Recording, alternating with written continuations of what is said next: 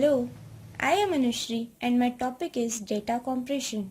So, for storing file on a disk or sharing data over internet to the deep space mission, what we require is transmission of data from one device to another device. Also, a storage space to store that huge amount of data.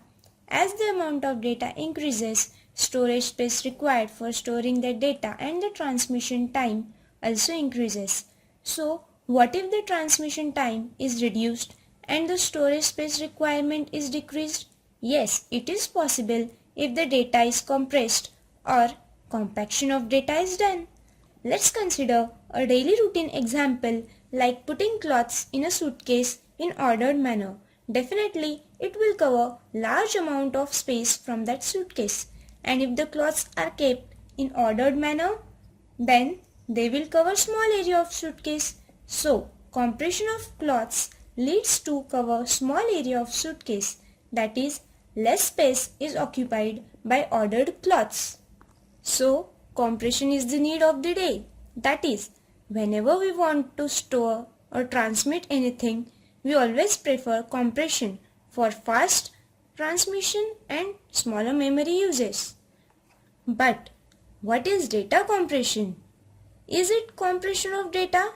If you are thinking so, then yes, it is the process of reducing the amount of data needed for the storage or transmission of a given piece of information, typically by the use of encoding techniques. So, data compression condenses large files into smaller ones.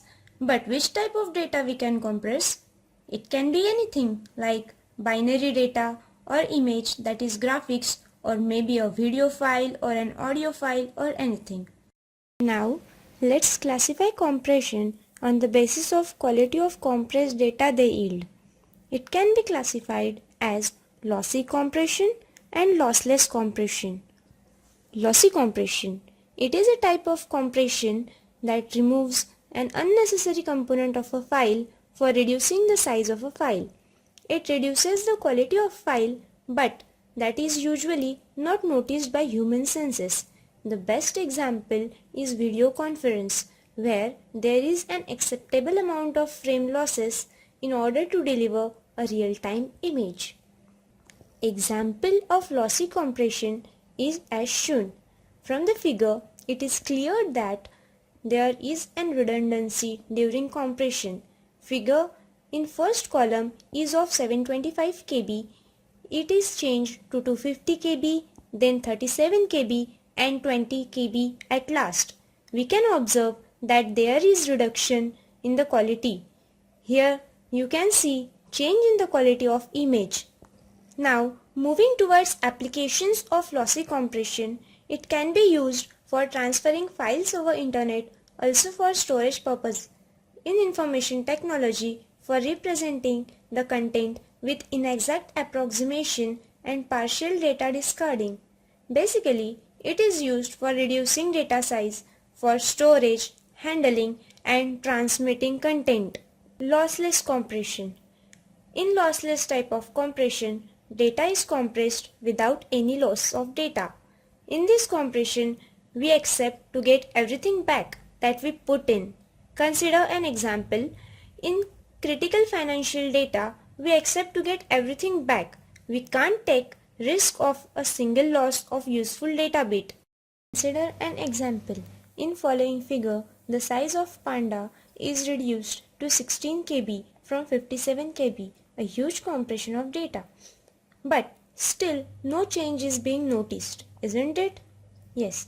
Thus, we can use lossless data compression when we need not want to lose our useful data.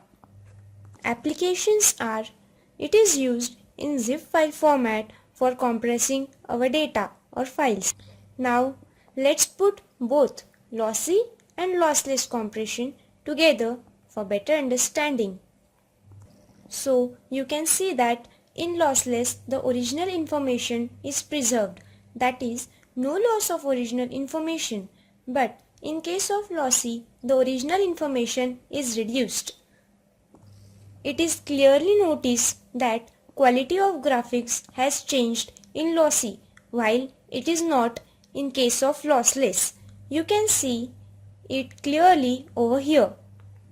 Let's focus on compression of video. For transferring a huge video over an internet requires too much transmission time.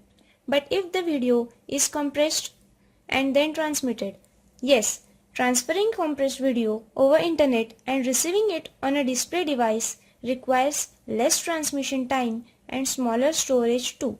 Hence, video compression is used. Generally, 16 frames per second is acceptable by many viewers.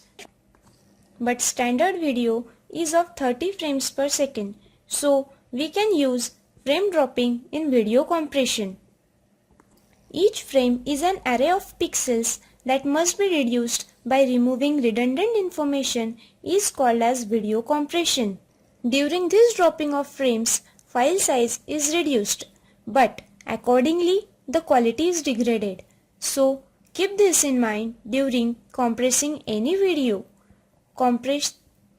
Video compression is done in terms of graphics and in terms of audio. Let's have a look over an example of compressing a video.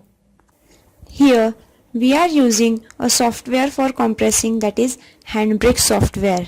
Let's open it and you can see this is the interface of our Handbrake software. We will choose a file or a video. Here chosen this video. You can see here the title of our video and the duration of our video is mentioned. Now let's name our destination video, that is after compression. We will give it as my updated and we will put it to one location in E drive. We have put it. Also don't forget to give the extension, that is MP4. Here MKV is also available, but we will keep it MP4. You can see here various setting bars are there. We will go in audio and we will put it to 128, and don't forget to check the web optimized. No need to change here further settings. Now hit the start encode. You can see the encoding process has begun. It will take a few time for encoding. It depends on the CPU. Faster the CPU, faster will be the process. It will take few time.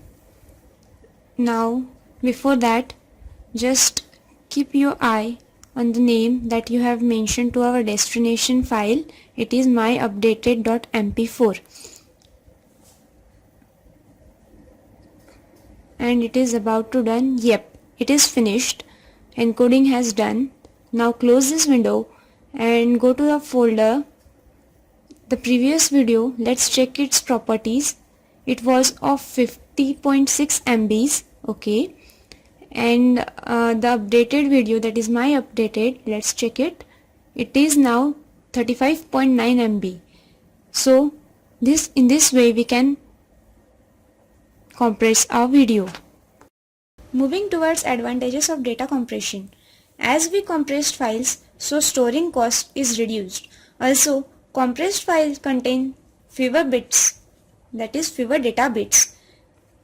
Then the advantages of data compression are: during uncompressing particular file, we require memory and processor time as well, and thus we are requiring more time.